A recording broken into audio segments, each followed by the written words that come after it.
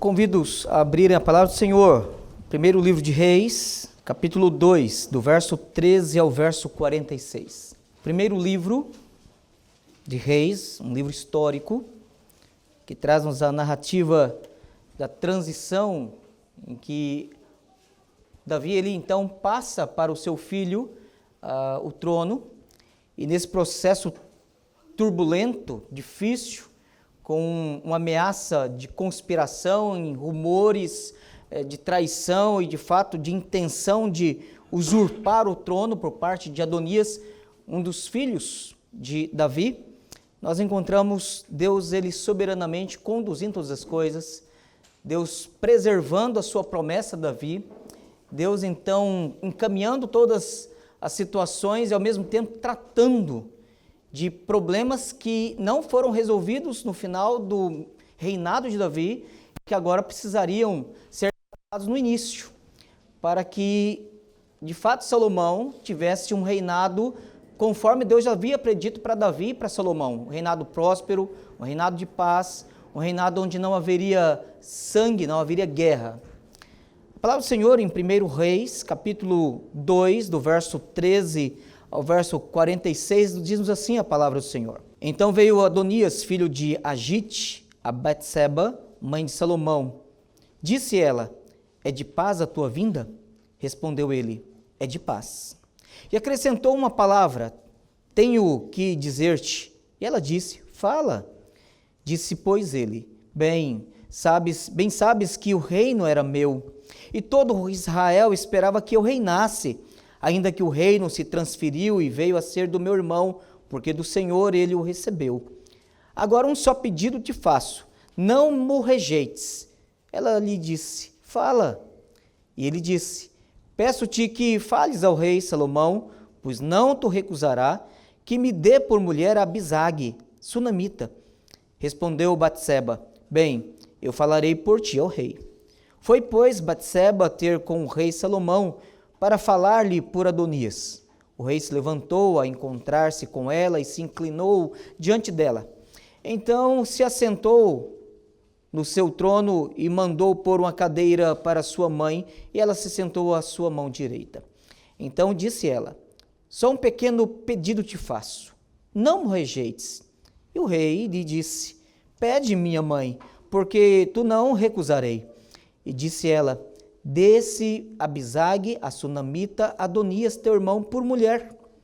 Então respondeu o rei Salomão e disse a sua mãe, por que pedes Abisague, a sunamita, para Adonias? Pede também para ele o reino, porque é meu irmão maior. Para ele digo, e também para Abiatar, o sacerdote, e para Joabe, filho de Zeruia. E jurou o rei Salomão pelo Senhor, dizendo, Deus me faça o que lhe aprouver, se não falou Adonias esta palavra contra a sua vida. Agora, pois, tão certo como vive o Senhor que me estabeleceu e me fez assentar no trono de Davi meu pai, e me edificou casa, como tenho dito, hoje morrerá Adonias. Então, o rei Salomão, enviou o rei Salomão a Benaía, filho de Joiada, o qual arrematou contra ele, de sorte que morreu. E Abiatar, o sacerdote, disse o rei, vai para Anatote, para teus campos, porque és homem digno de morte. Porém não te matarei hoje, porquanto levaste a arca do Senhor, Deus, diante de Davi, meu pai, e porque te afligiste com todas as aflições do meu pai. Expulsou, pois, Salomão a Abiatar, para que não mais fosse sacerdote do Senhor, cumprindo assim a palavra que o Senhor dissera sobre a casa de Eli em Silo. Chegando esta notícia a Joabe, porque Joabe se tinha desviado seguindo a Adonias, ainda que não se desviara seguindo Absalão, fugiu ele para o tabernáculo do Senhor e pegou nas pontas do altar. Foi dito ao rei Salomão que Joabe havia fugido para o tabernáculo do Senhor, e eis que está junto ao altar. Enviou, pois, Salomão a Benaía, filho de Joiada, dizendo, foi Benaia ao tabernáculo do Senhor, e disse a Joabe, assim diz o rei, sai daí. Ele respondeu, não morrerei aqui. Benaia tornou com a resposta ao rei, dizendo: assim falou Joabe, e assim me respondeu. Disse-lhe o rei: faze como ele te disse, arremete contra ele e sepulta-o, para que tires de mim e da casa de meu pai a culpa do sangue que Joabe sem causa derramou. Assim, o Senhor fará recair a culpa do sangue de Joabe sobre a sua cabeça, porque arremeteu contra 2 homens mais justos e melhores do que ele, e os matou à espada, sem que Davi, meu pai, o soubesse. Isto é, a Abner, filho de Ner, comandante do exército de Israel, e Amasa, filho de Jeter, comandante do exército de Judá. Assim recairá o sangue deste sobre a cabeça de Joabe e sobre a cabeça da sua descendência para sempre. Mas a Davi e a sua descendência e a sua casa e ao seu trono dará o Senhor paz para todo sempre. Subiu Benaia, filho de Joiada, arremeteu contra ele e o matou, e foi sepultado em sua casa no deserto. Em lugar de Joabe, constituiu o rei por comandante do exército a Benaia, filho de Joiada, e em lugar de Abiatar, a Zadok por sacerdote.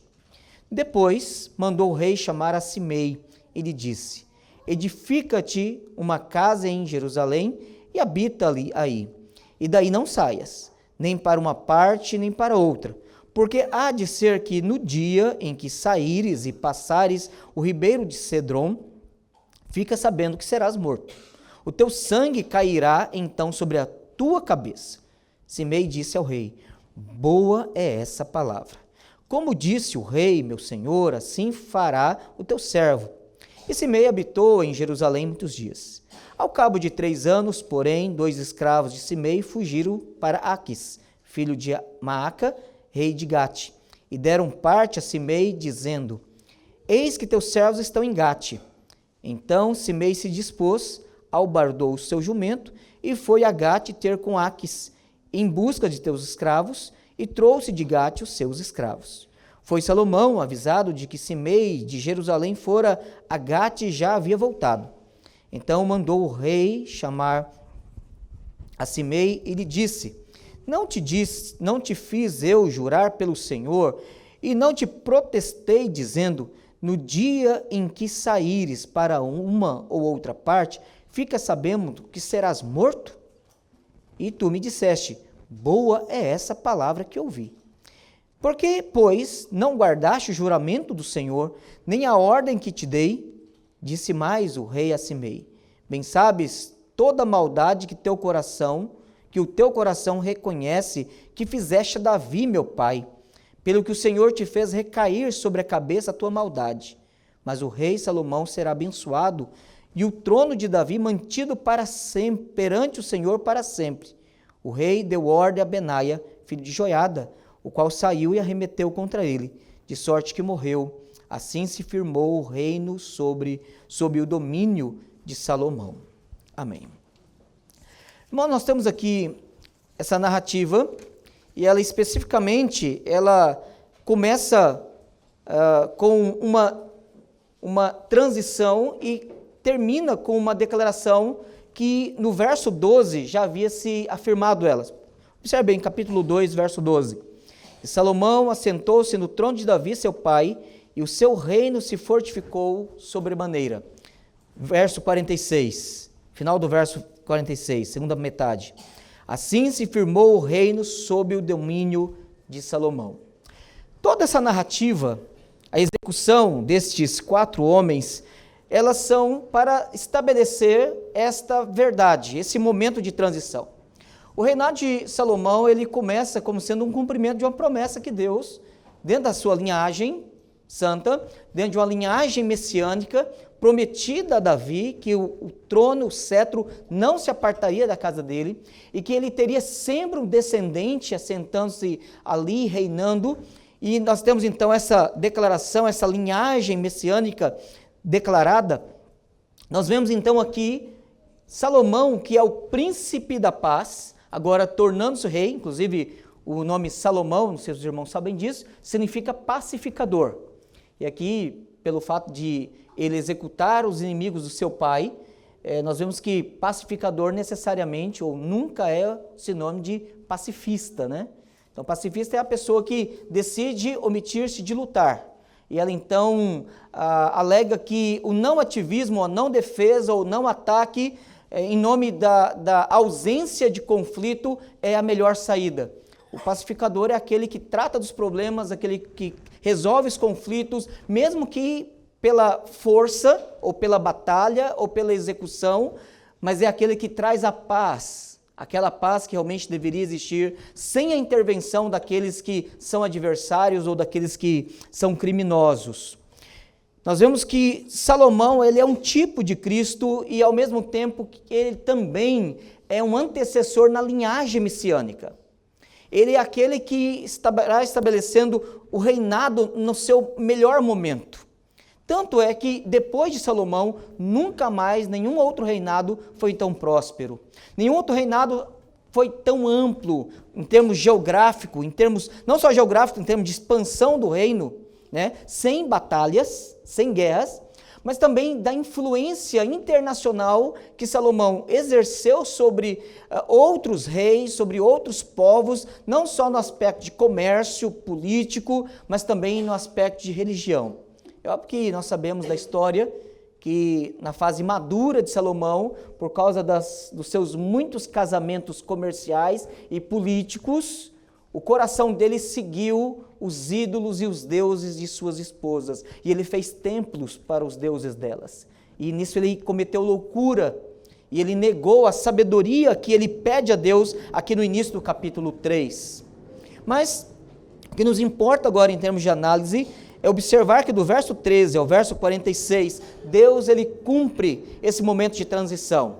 Deus ele estabelece a paz no reinado dele, eliminando aqueles que seriam oposição.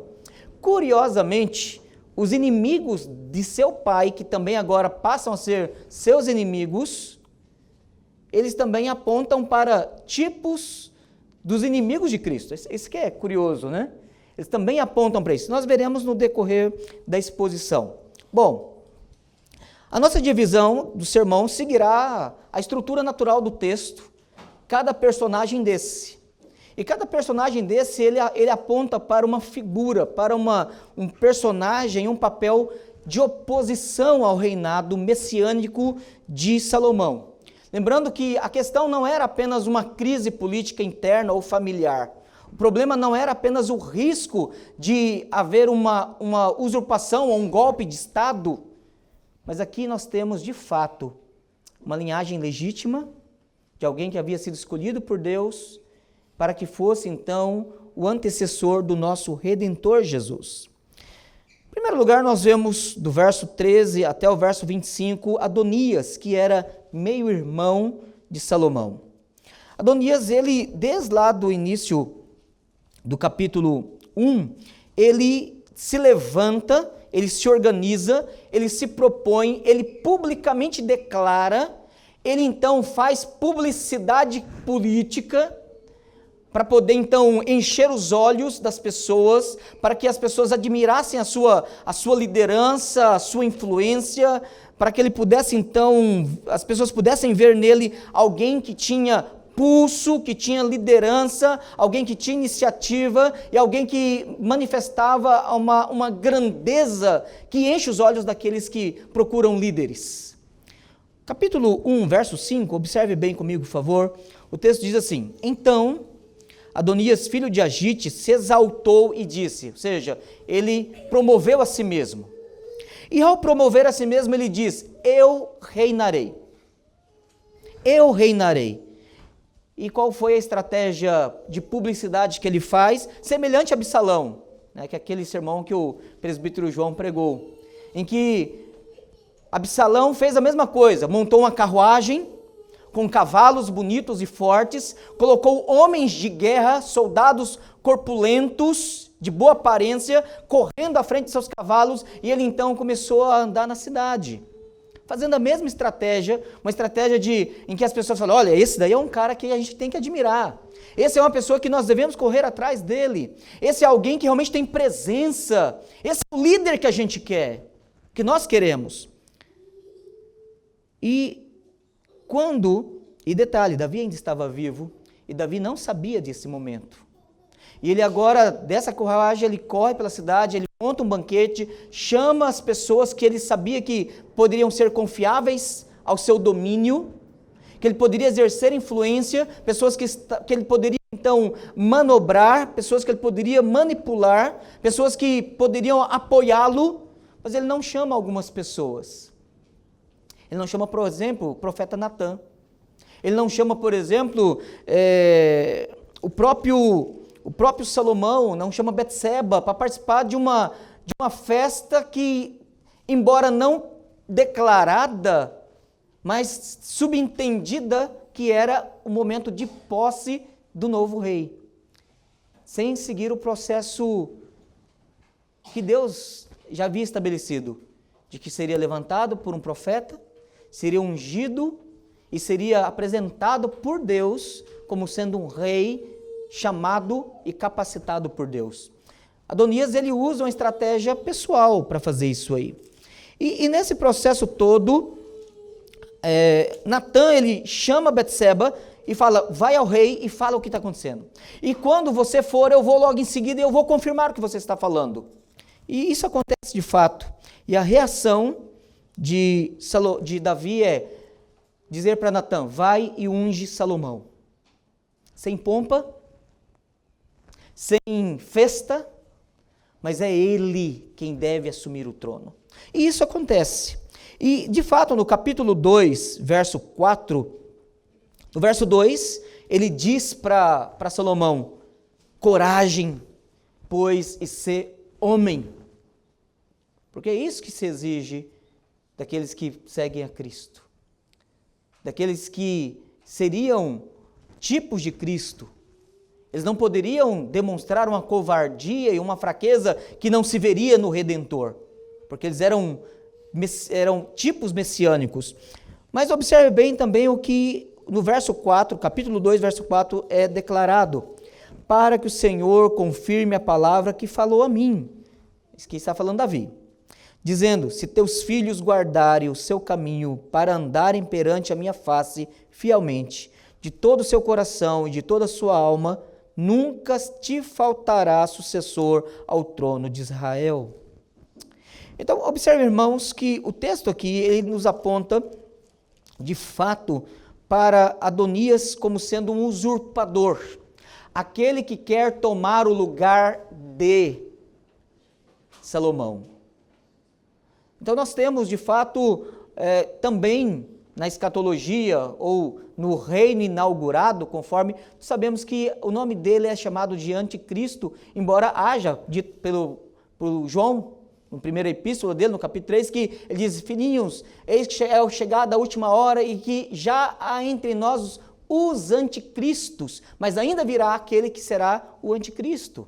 Então, de fato, da mesma forma que nós temos no cumprimento do Redentor, aqueles que querem tomar o seu lugar, a sua glória, a sua adoração, a sua honra, também aconteceu isso no decorrer da história, até mesmo para que essa mensagem agora ficasse compreendida de uma forma um pouco mais ilustrada pela história e pelos eventos históricos. E nós temos aqui Adonias, ele agindo com maldade. E observe bem, quando ele chega, verso 14, no verso 14, o verso 15, para ser mais exato, no verso 15, quando ele vai até Betseba, ele mente dizendo, eu vim em paz, eu estou em paz aqui. E observe bem que a palavra shalom, no hebraico, ela não significa apenas ausência de conflito. A ideia de shalom, ela é muito mais rica de significado. Não é apenas ausência passiva de conflito, mas é a ideia de eu vim promover prosperidade. Eu vim promover o bem. Eu vim promover aquilo que realmente dá satisfação e alegria, segurança. É por isso que ela pergunta a ele, é de paz a tua vinda? Ele respondeu, é de paz. Observe bem o orgulho, a arrogância de Adonias. Ele diz aqui no verso 15, bem sabes que o reino era meu. Isso nunca tinha sido prometido a ele.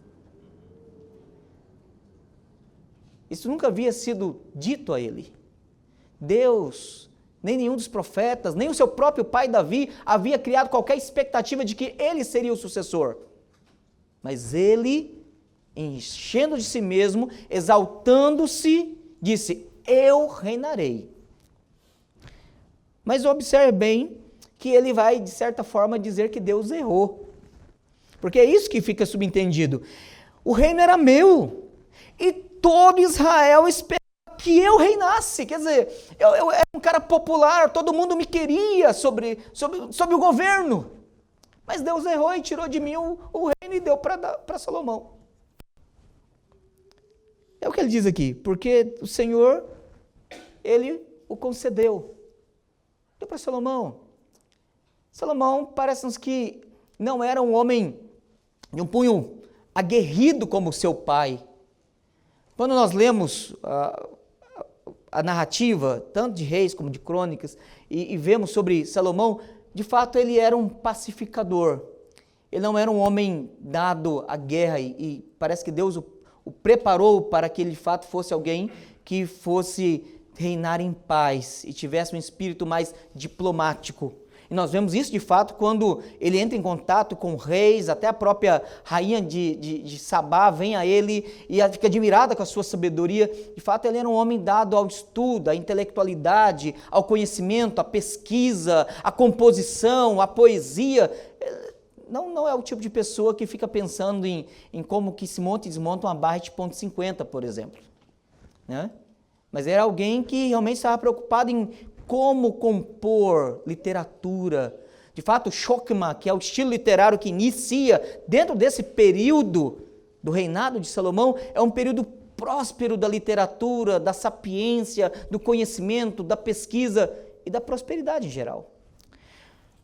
Mas aqui nós temos Adonias dizendo: eu vim cá, apesar de fazer esse desabafo com a senhora, apesar de dizer o que eu penso, eu quero dizer que eu sou em paz, né? Eu que mereço ser rei, o povo me quer como rei, né? Seu filho não serve para ser rei, Deus errou em colocá-lo como rei, mas eu vim em paz, eu só vim fazer um pequeno pedido.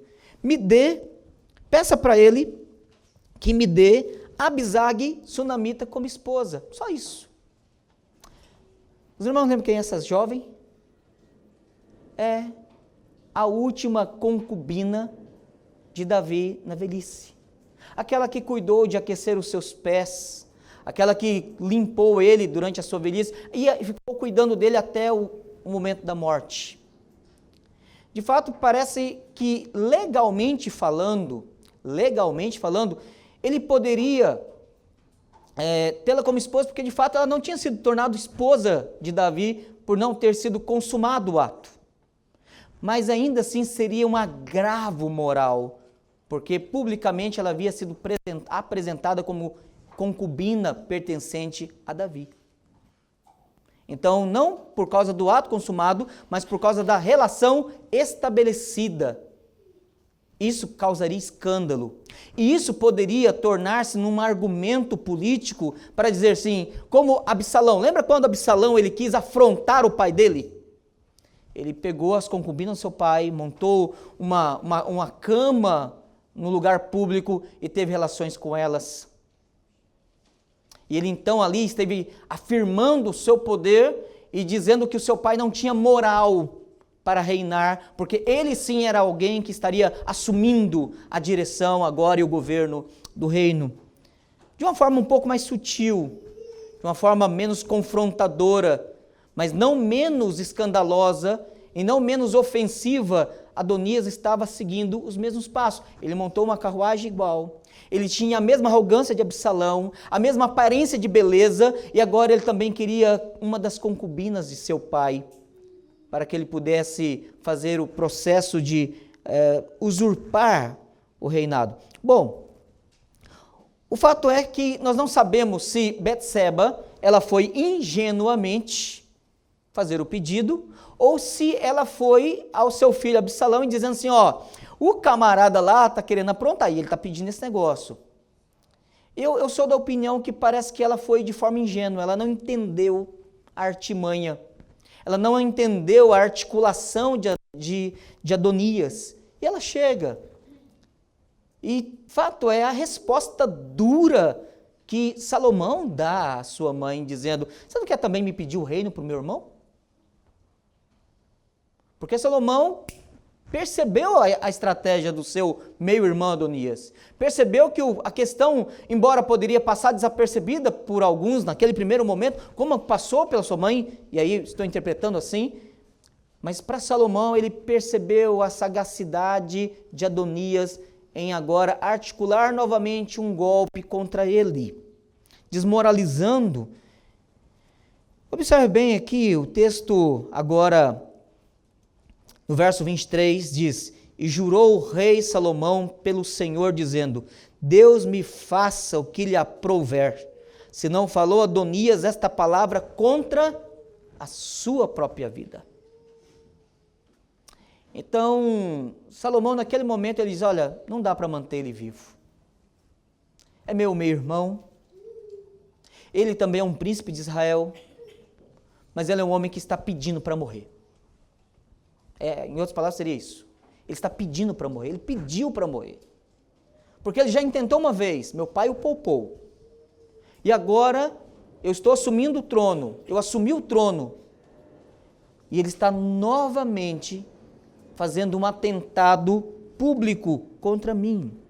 E de fato foi o que aconteceu. Ele então ordena a Benaia, filho de Joiada, que vá lá e ele se lança contra Adonias e o mata. Esse é o primeiro caso. Então o primeiro caso de alguém, e qual era o pecado dele? Tentar usurpar, tentar de forma ilegal, de forma com artimanha e maldade, não só desmoralizar Salomão, mas articular usando a própria mãe de Salomão para cegá-lo no seu pedido, para iludi-lo no seu pedido, para apresentar uma forma ingênua, mas altamente perigosa, que poderia desmoralizar, que poderia então enfraquecer o reinado de Salomão ali naquele primeiro momento. Bom, o segundo caso que nós temos então de execução para que o reinado dele fosse estabelecido é quanto ao sumo sacerdote Abiatar. Abiatar era sacerdote e o pecado dele foi de apoiar Adonias quando Adonias fez a festa.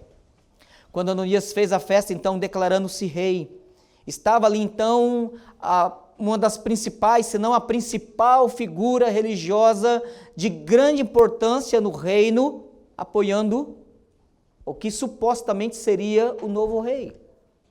Não mais dando o seu apoio a Davi na sua velhice, nos seus momentos finais, e não fazendo a vontade de Deus e nem de Davi, manifestamente em Davi, de apoiar Salomão, mas apoiando Adonias num golpe de Estado. Mas observe bem que apesar de Salomão dizer para ele: és homem digno de morte, você merece morrer pelo que você fez, você é um homem que cometeu alta traição, você é um homem da mais alta confiança no reino, você é o homem que é responsável de uma vez por ano oferecer o Yom Kippur, o dia do perdão, a consagração do povo e a expiação do pecado de toda a nação, e você se faz aliado de alguém que vem agir contra mim, você merece morrer. E observe bem, nós temos aqui, dos 3 ofícios de Cristo, 2, o ofício real, entrando em conflito com o ofício sacerdotal.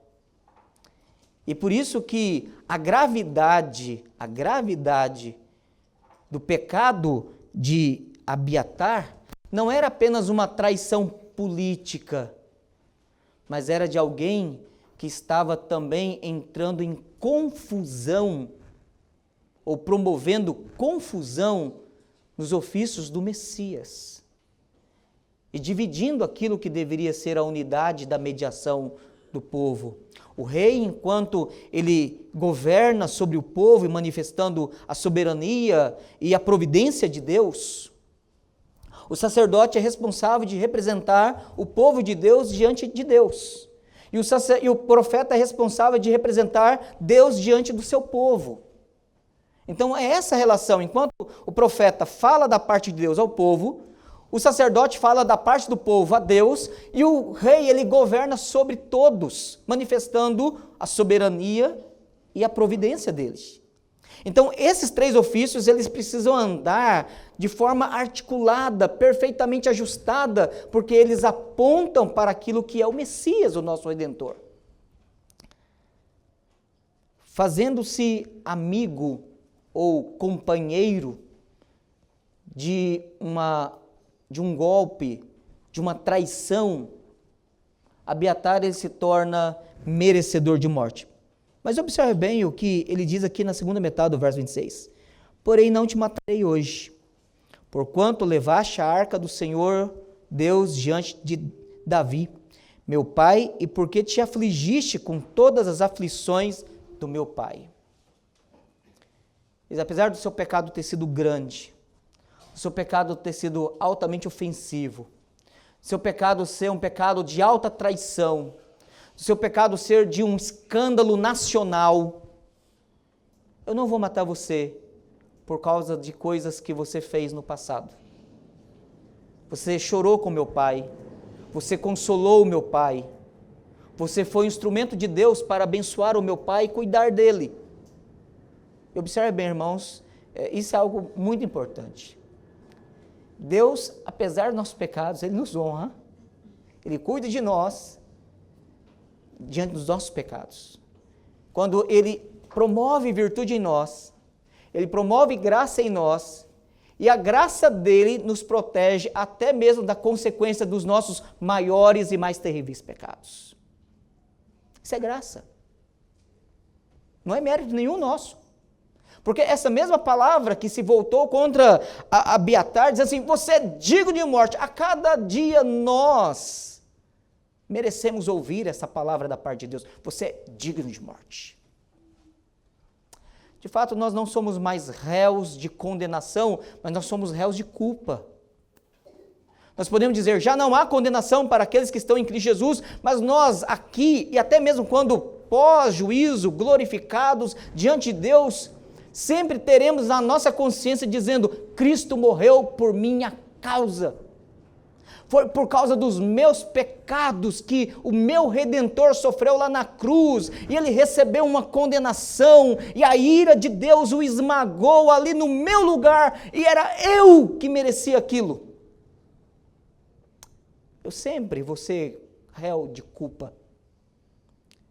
Então, observe, o texto aqui diz, de fato, você merece morrer. Por eu não vou te matar, por causa do que você fez ao meu pai. Se você for comigo lá para 2 Samuel, capítulo 15. 2 Samuel, capítulo 15. Verso 29, verso 30.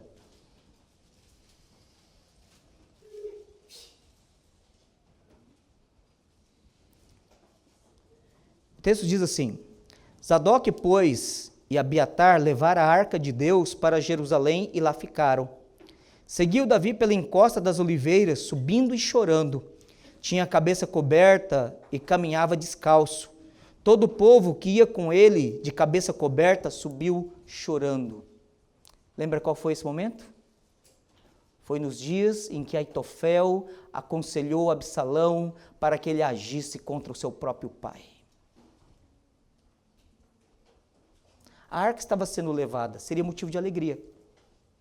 Mas diante da traição do seu filho, Absalão, também envolvido num golpe de Estado, na tentativa de usurpar o trono e dar cabo à vida do seu próprio pai, Davi, Davi não conseguia sentir alegria naquele momento. Abiatar foi um dos homens que consolou ele e cuidou dele. Por esse motivo, Deus foi misericordioso em preservar e honrar aquele cuidado. Mas não houve isenção quanto ao pecado. Diz assim, então ficou tudo bem, então. Não. Pecados, eles por vezes tem consequências, porque a misericórdia de Deus nos livra da condenação deles, da condenação final, mas a misericórdia de Deus, a título de disciplinar, corrigir os seus filhos e exemplar os seus filhos diante dos demais, Deus pode também nos entregar as consequências, ou tirar-nos privilégios, ou tirar-nos honras públicas, ou tirar-nos capacidades. Falando aqui aos futuros pastores, a nós pastores, aos presbíteros e diáconos, irmãos, a nós é dado uma porção de honra maior, embora essa honra ela acarrete também em responsabilidade maior, porque a quem é muito dado, muito será cobrado. É verdade que nós somos tão pecadores quanto qualquer um dos nossos irmãos aqui. Todavia, se nós nos envolvermos em alguns pecados públicos, e dependendo do pecado público que ele vier a causar uma nódoa, uma mancha que pode se tornar irremovível, não no sentido de não perdoável, que Deus perdoa os nossos pecados, mas eles podem causar um escândalo permanente, ou um escândalo tão grave, tão maléfico, que isso pode nos desabilitar para o pastorado, para a liderança da igreja, para algumas situações. Você pode dizer, mas pastor, mas o Davi, ele cometeu adultério, ele matou, ele... Não pegue um exemplo isolado que tem um papel e uma figura central dentro da história da redenção. Você não é Davi, eu não sou Davi. Eu não estou assentado no trono de Judá. Eu não sou aquele que seria o antecessor do Messias. Eu sou apenas um servo que na história da redenção vai ser lembrado o nome só no dia do juízo, quando o Senhor chamar pelo meu nome, que vai receber um outro nome, inclusive. Mas até lá eu sou um Zé Ninguém no meio do povo de Deus. Então, nós não podemos usar esse tipo de argumento. O fato é que alguns pecados podem causar tamanho dano, e isso pode acarretar juízo maior ainda, em não somente me tornar impedido de exercer o ministério ou os meus dons, mas o próprio fato de eu ter dons que poderiam ser exercidos e estar impedido pelo escândalo, isso pode também causar maior agonia. Eu conheço hoje pastores que eles se veem completamente debilitados por atos falhos de sua vida. E eles são incapazes, e o próprio concílio, por uma questão de prudência, se vê impossibilitado de restaurar homens assim. São homens que sofrem por não poderem servir a igreja com o seu adorno, com seus dons, com suas habilidades. Essa é uma advertência que nós temos sobre nós. Nós temos aqui um caso de um homem assim. Um homem que, no momento de ato falho, se uniu à pessoa errada, por interesses e convicções erradas, e não ponderou a posição que ele exercia no meio do povo de Deus como sumo sacerdote.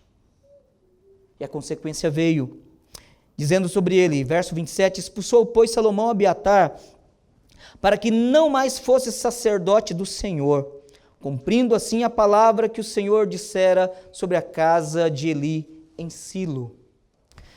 Bom, nós temos aqui, obviamente, um ato, um pecado pessoal, um pecado cometido pelo próprio Abiatar. Mas nós devemos lembrar que a providência de Deus, a soberania de Deus, ela entrelaça momentos históricos, a profecia que é garantida pelo cumprimento, porque Deus está no controle de todos os eventos, e ao mesmo tempo amarra tudo isso à responsabilidade individual. Então, embora lá Eli havia cometido o pecado de omissão e não ter repreendido e punido seus filhos, embora Deus mata os dois filhos de Eli, Hofni e Finéias, embora o juízo de Deus é declarado sobre Eli, inclusive se os irmãos abrirem lá, 1 Samuel, capítulo 2, tem uma expressão que por vezes ela passa batida e por vezes ela não é compreendida. 1 Samuel, capítulo 2, perdão. 1 Samuel, capítulo 2.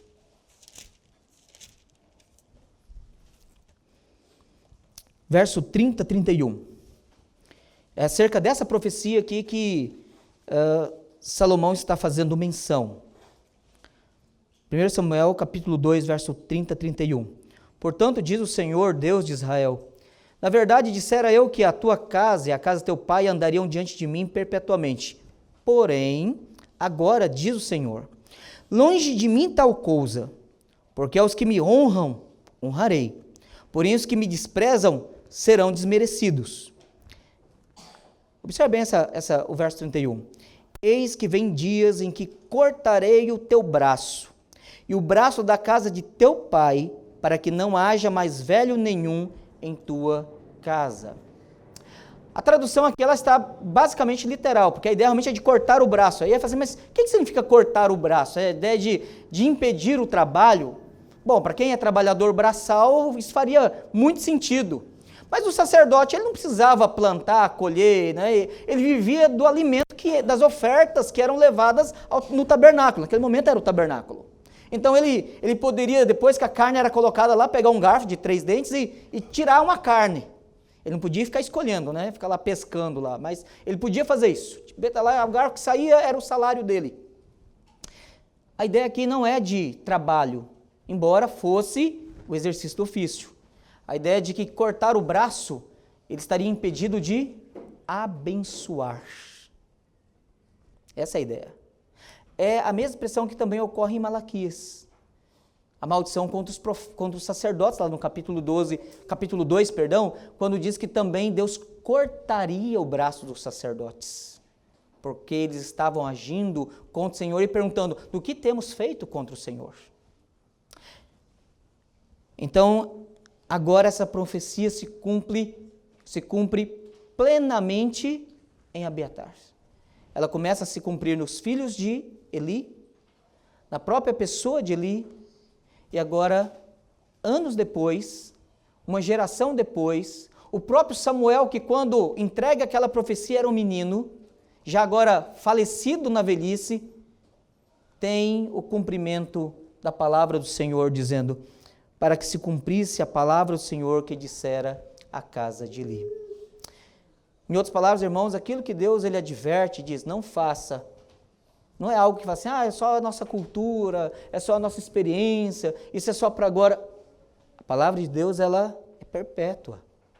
E aquilo que ele fala é uma advertência que vai gerações. Mas observe bem agora, o terceiro caso é o caso de Joabe. Joabe, ele era comandante do exército de Israel. Ele era comandante do exército e era alguém de importância dentro das forças armadas, da segurança nacional. Era alguém que tinha o exército das 12 tribos nas suas mãos. Alguém que articulava e que, de uma forma muito temerosa, para um governante, ter o seu primeiro comandante como um adversário, era perder o reino. Então, observe bem, ele tinha o sumo sacerdote, ele tinha o comandante, o general, né, o primeiro homem das forças armadas do seu reino, se voltando contra ele e alinhando-se com Adonias. Também um homem que estava cometendo. Mas observe bem que o que Joabe percebe no primeiro momento, quando ele descobre que Adonias é morto, Abiatar é morto, é exilado. Ele agora resolve correr, ele foge, ele vai até o tabernáculo, e o final do verso 8 diz que ele pegou nas pontas do altar. Isso aqui era possível, no capítulo 1, verso 50, observe bem aí, capítulo 1, verso 50, Adonias fez isso, né? Porém, Adonias, temendo a Salomão, levantou-se, foi e pegou nas pontas do altar. Então, descoberto o golpe de Estado, ele falou assim, vou ser morto. Ele corre. A simbologia o altar, ele tinha, mais ou menos esse tamanho aqui, ele tinha chifres assim, eram pontas envergadas para fora. O que era possível, e isso convencionou no Antigo Testamento, ou no período de Moisés, que se alguém que cometesse um crime sem a intenção de matar, ou que matasse em legítima defesa, e obviamente os vingadores da família poderiam vir contra ele, e ele não estivesse em condições de correr para a cidade de refúgio, ele poderia então ir até o tabernáculo e ficar segurando lá, e depois ser escoltado pelo sacerdote até a cidade de refúgio, comprovada diante do exame dos juízos que de fato não houve intenção de matar. Adonias, apesar de ter realizado de forma perversa, ele foi poupado por Davi e poupado no primeiro momento do reinado de Salomão. Mas no segundo momento ele realmente foi morto. No caso de Joabe, a pergunta é, por que ele não foi morto? Ou por que ele não foi poupado se ele fez o mesmo ato, ele correu? E aí, ele certamente correu pensando, eu sou um traidor, então eu vou correr lá e Salomão vai me poupar, como ele poupou Adonias no primeiro momento. Então eu tenho esse cartucho, Adonias já queimou, agora, mas eu tenho ele ainda. Eu vou lá recorrer a ele. Só que o detalhe é que havia uma dívida, você pode chamar de dívida histórica, né? Embora eu sei que a expressão tem um outro significado, mas uma dívida que antecedia esse momento. Quando o reino ainda estava dividido, a gente precisa lembrar que o reino ele esteve dividido em dois momentos. A gente só lembra da divisão dele após Roboão, né, filho de Salomão. Mas antes de Davi assumir o reinado, ele não assumiu o reinado todo de uma vez.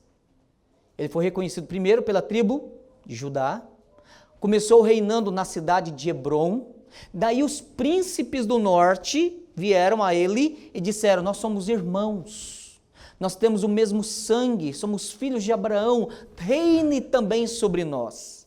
E aí o reino foi unificado, as 12 tribos, que no período final dos juízes, quase se dividiu, inclusive a ponto de quase dizimarem a tribo de Benjamim, e Saul, inclusive, lembra esse fato quando ele é abordado por Samuel, ele disse, mas eu sou de uma das tribos mais insignificantes, e aí você lembra, mais insignificantes porque a tribo dele quase foi dizimada, por causa de um pecado de um levita, que resolveu esquartejar uma concubina.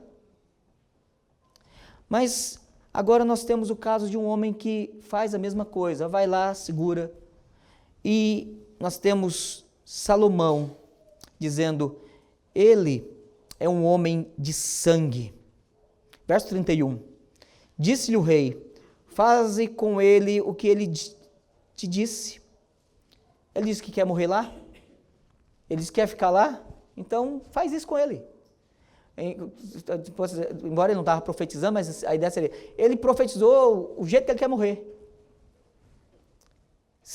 Para que tires de mim e da casa de meu pai a culpa de sangue que Joabe sem causa derramou. E aí observe bem, do que Salomão está falando? É que vem um princípio de liderança. Os liderados sempre agem e a responsabilidade recai sobre aquele que lidera. Embora você possa dizer, mas as pessoas, quem fez, embora estava trabalhando comigo, né, quem trabalha em departamento, alguma área que lidera, alguma coisa assim, não fui eu quem dei a ordem, não fui eu nem sabia que estava acontecendo, ok? Mas na hora de prestar contas, você pode até pedir a demissão da pessoa que fez o problema, mas você também corre o risco de ser demitido junto. E você corre o risco de sofrer o dano junto, porque quem fez também cai a culpa sobre quem lidera. Aqui é um princípio de liderança, é um princípio de representatividade. E aqui nós temos Salomão limpando a honra do seu pai. Porque o que nós temos aqui é o memorizar, ou o trazer à memória, num ato de Joabe, em que ele mata 2 homens, Abner e Amasa. Um era comandante do reino do norte, outro era comandante das tribos do sul. Está vendo? Então nós temos aqui uma divisão, num período em que o reino não havia reino ainda, mas havia uma divisão entre as tribos. do norte e sul, não só geográfica, mas talvez por motivos de familiaridade ou outros motivos que nós precisaríamos levantar. Mas o fato é que ele vai lá e mata esses dois e ele se faz o comandante. A coisa levou tempo. Davi não sabia, mas aí depois tomou conhecimento. E agora não tinha como tratar do problema, porque em períodos de guerra, você tem adversários, e o inimigo do meu inimigo é meu amigo. E Davi tinha que se valer de alguém que, embora ele não tinha como confiança, era alguém que manchava a sua honra, era alguém que era motivo de vergonha para ele, mas era alguém com quem ele precisava contar naquele momento, mas que também era um problema que precisaria ser tratado. E que Davi agora na velhice, na enfermidade, não tinha mais como resolver isso. Mas observe bem, a morte dele não se dá só por causa disso. Deus, na sua providência, entrega mais uma vez este homem aos desejos do seu coração, e agora ele se revela como sendo alguém que ele sempre foi, alguém de não confiança, alguém que estava pronto a trair Davi, e apenas precisava de uma ocasião, e a providência de Deus proveu a ocasião para isso, na pessoa de Adonias. Bom, o resultado foi que ele foi morto, e mais um dos problemas de Davi, pós-morte, foram resolvidos. O quarto e último caso, você pode perguntar assim, mas pastor, o caso de Simei não foi um caso de traição. Ele não se aliou a Adonias. Ele não foi alguém que agiu contra Davi politicamente. Ele não pretendeu em nenhum momento tirar Davi de forma articulada. Pelo contrário, Davi inclusive prometeu preservar a vida desse homem. Por que motivo Simei morreria? E aí nós precisaríamos voltar lá, primeiramente em 1 Reis, melhor, 1 Reis, capítulo 2, verso 8. Então observe aí. 1 Reis 2, verso 8. Quando Davi, já no seu momento final, ele chama Salomão e começa a dar conselhos e orientações de alguns problemas que precisavam ser resolvidos.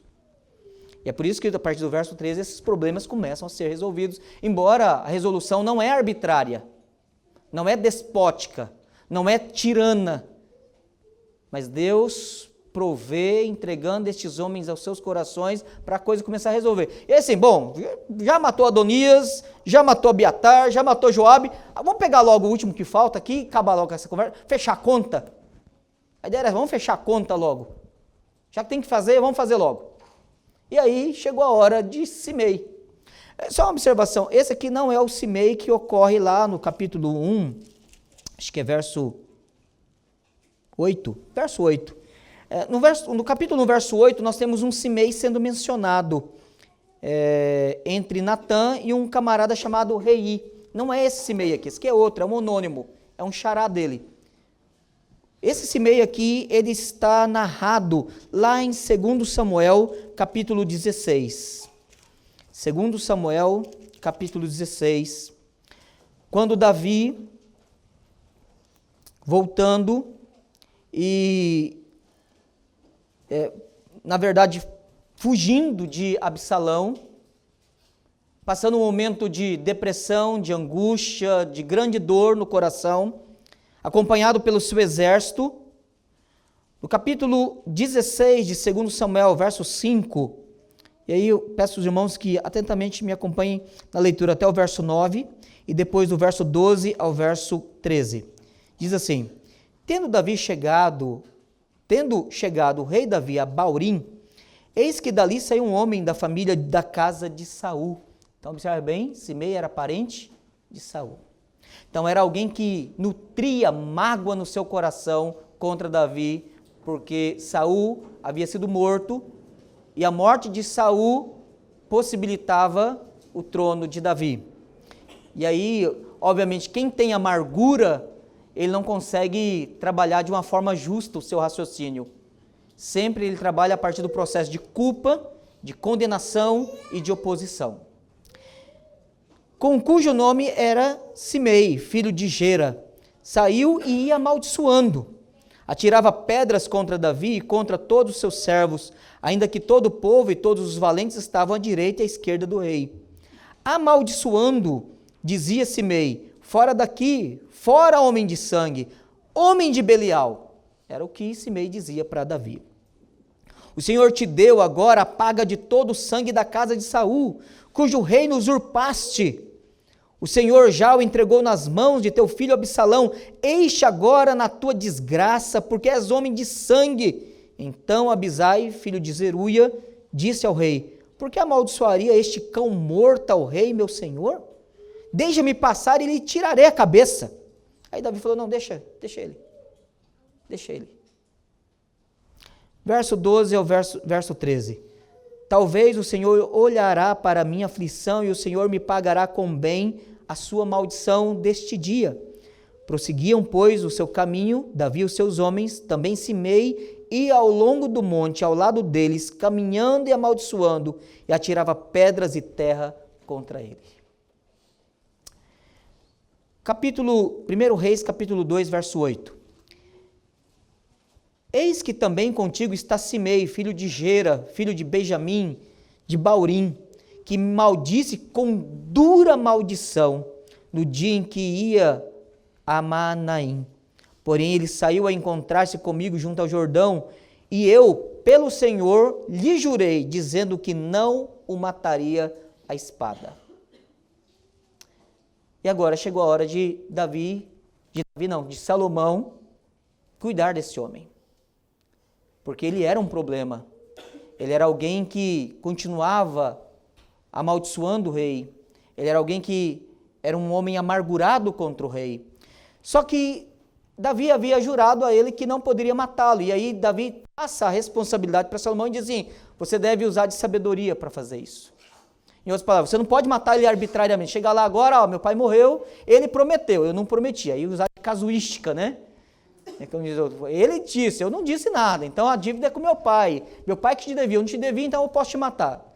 Não, a palavra continuava valendo. Só que, novamente, nós vemos a providência de Deus, não somente concedendo sabedoria a Salomão para resolver um problema, mas a providência de Deus entregando Simei ao seu coração, para que ele se mostrasse no homem perverso que ele era. Ele não era apenas um homem amargurado, mas ele sim era um homem perverso, um homem de coração mau, conforme o texto diz no verso 44. Salomão, ele estabeleceu uma prisão domiciliar, né? Obviamente não seria domiciliar porque ele poderia andar por toda a cidade. O limite dele era até o rio Gibom. Então você pode ir até ali, né? Passou dali, se você sair, você estará se auto-sentenciando à morte. E ele achou uma palavra boa, elogiou a sabedoria do rei, etc. E o texto nos diz que, passados 3 anos, 2 de seus escravos fugiram, foi à região de Gate. Ele, sabendo que eles estavam lá, foi atrás, os buscou. E o rei, sabendo que ele estava, então, descumprindo a sua palavra, a palavra que ele jurou ao Senhor, quebra do 9º mandamento, quebra do 3º e 9º mandamento, ele então agora se tornava réu da sua própria boca. Um homem que usou a sua boca para amaldiçoar, usou a sua boca para jurar, agora pela sua própria boca se condenou. E então ele é levado à morte a partir daí. Bom, nós temos várias aplicações. A primeira delas, vindo obviamente ao ponto, nós temos Salomão resolvendo os grandes problemas que o seu pai estava enfrentando. Riscos, ameaças que colocavam em perigo a sua liderança, o seu reinado nesse momento de transição. E aí nós precisamos aprender, irmãos, que momentos de transição, quer seja quais forem na nossa vida, nós não podemos fazer eles com grandes margens de risco, né? Então, qualquer coisa que nós vamos fazer, pondere. O Senhor Jesus contou a parábola da construção da torre. Ele diz que nós devemos então calcular. Nessa seguida, essa parábola, com a mesma ideia, ele contou a parábola de um homem que vai à guerra. E ele precisa saber quantos homens ele tem, quantos demais tem o adversário, para saber se ele precisa fazer um acordo, um tratado de paz, ou se ele pode ir à guerra e não se tornar motivo de vexame. Salomão estava aqui passando um momento de transição dentro da história da redenção. Ele sabia do fardo, ele não poderia ser o elo fraco. Ele não poderia correr o risco de romper na segunda descendência de uma linhagem em que Deus havia prometido estabelecer o trono de Davi. Ele dependia da direção de Deus, é verdade. Ele dependia da providência de Deus. Ele dependia da vontade de Deus. Mas ele não podia fraquejar. Ele não poderia se acovardar. Especialmente porque o seu próprio pai havia dito a ele, no capítulo 2, verso 2, eu vou pelo caminho de todos os mortais. Coragem, pois, e sê homem. E aqui nós vemos que ele precisou ser homem. Ele precisou realmente ter a coragem daquele que é o homem perfeito, daquele que é o Senhor. Não um mero moralismo, né, que a gente às vezes ensina para os nossos filhos, olha, o homem que é homem não chora, o homem que é homem... Não faça isso com o seu filho, é uma violência, né? O homem que é homem suporta, não o choro, mas suporta a ira e a vontade de agredir o outro. Homem que é homem, ele olha para Cristo e não para os super-heróis de filme que matam os seus adversários. Homem que é homem, ele dá a face direita, a outra face, quando uma lhe é agredida. Homem que é homem, ele consegue olhar para os seus adversários e dizer, perdoa, porque eles não sabem o que fazem. Se existe algo que nós precisamos odiar, e para que a ira nos foi dado como um dom de Deus, é irar-nos contra o nosso pecado, irar-nos contra a injustiça e contra tudo aquilo que vai contra a santidade de Deus. E nesse momento, a ira de Salomão, embora sabemos que ele é homem sujeito às mesmas paixões que nós, mas ele estava vivendo naquele momento e cumprindo a vontade de Deus, em executar Adonias, Abiatar, Joabe e Simei. Porque estes homens, eles não eram apenas representantes ou figuras ou personagens na história que ameaçavam o seu status político. Eram homens que de fato faziam tipo dos inimigos de Cristo. Homens que prometem reinar. E nós temos, ontem eu estava dando uma palestra sobre escatologia na Igreja Presbiteriana de Vila Nilo e pediram para eu falar sobre os sinais dos tempos, né? Então estou com o assunto bem fresco aqui, estou tomando cuidado até para não misturar muito o assunto.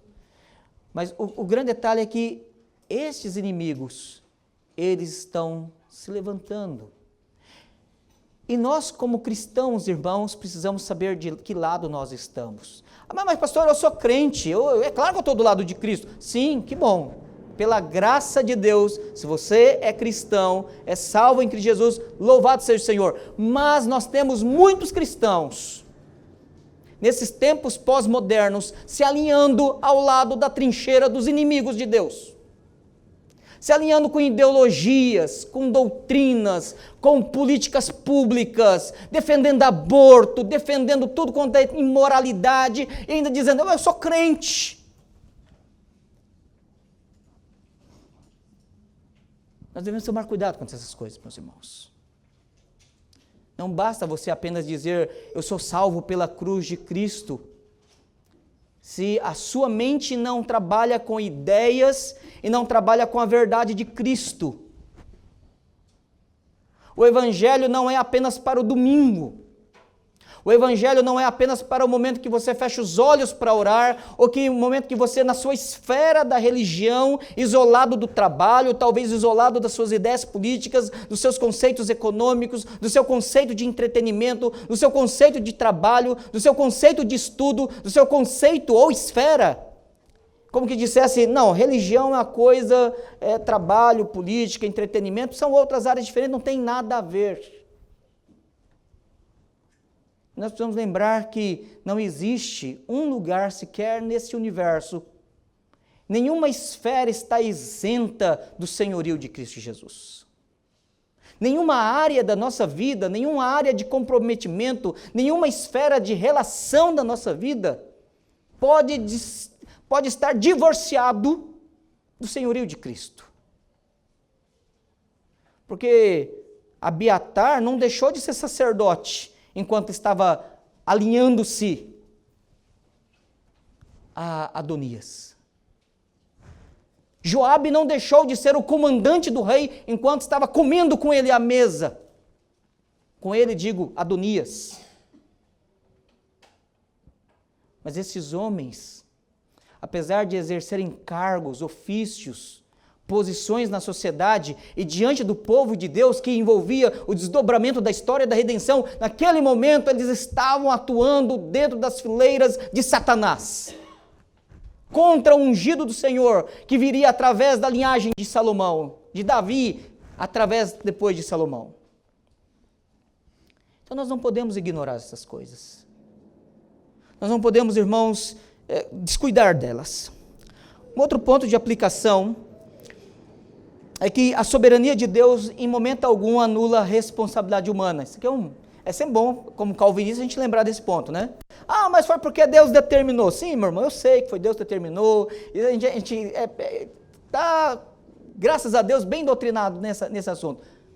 Mas observe bem o que Deus determinou, mesmo lá, o que Deus dissera a Eli. Foi pecado de Eli.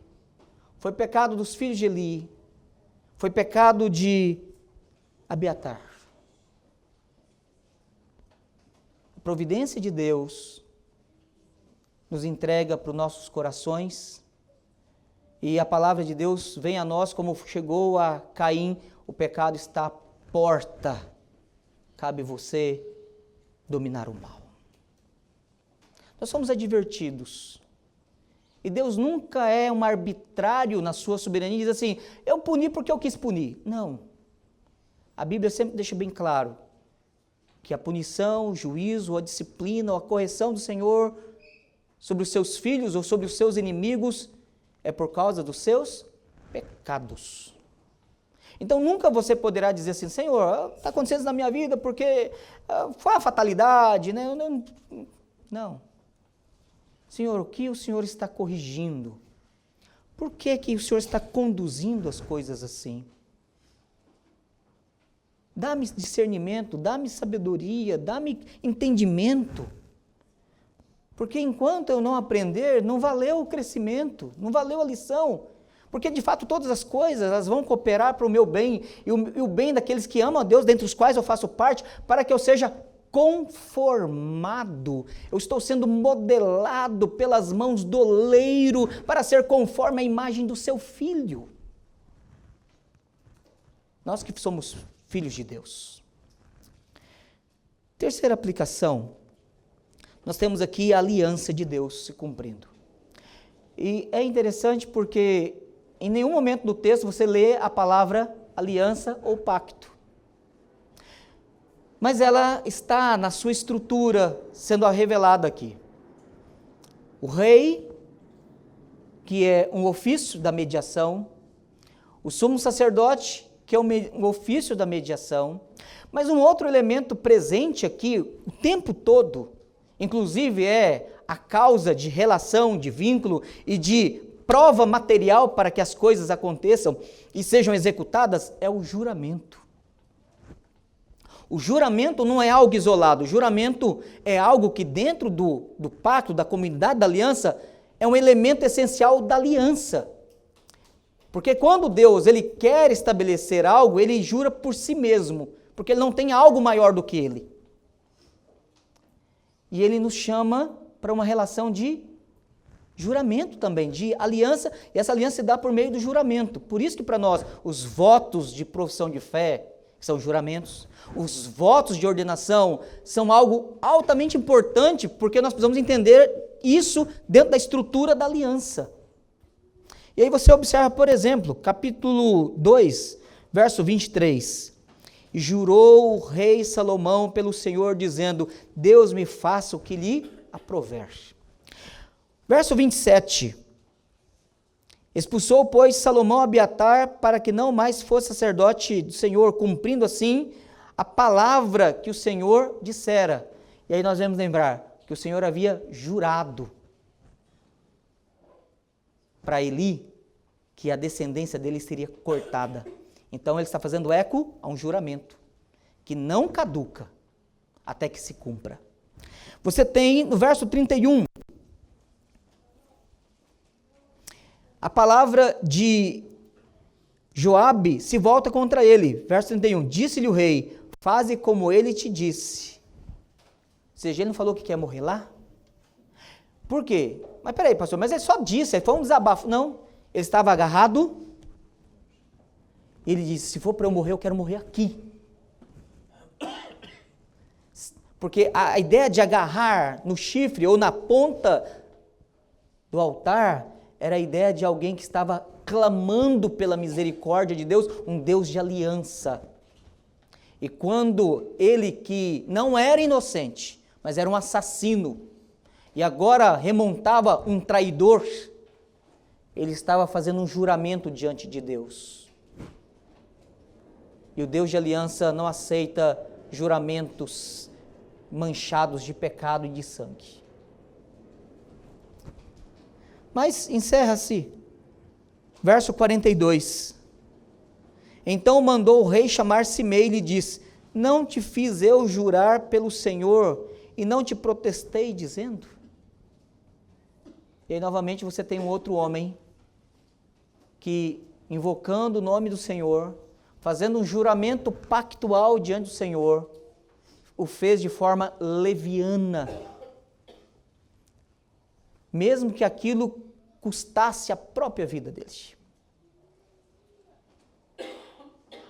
E aí nós precisamos tomar cuidado com o que nós prometemos, com o que nós juramos, especialmente dentro de uma relação pública em que envolve o nosso compromisso com Deus. Mas mesmo que nas nossas conversas mais triviais, o Senhor Jesus nos lembra que o nosso sim deve significar sim, e o nosso não, ele deve significar não.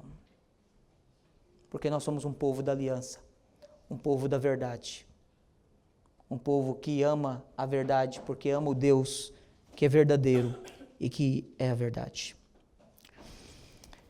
Meus irmãos, a paz não se alcança e nem a prosperidade se alcança ignorando problemas e desafetos.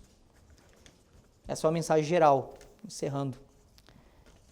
Então, se nós queremos, em algum momento na nossa vida, prosperar, não no sentido, pastor, eu quero ter carro, trocar de apartamento, não. Se Deus te der isso aí, louvado seja o Senhor.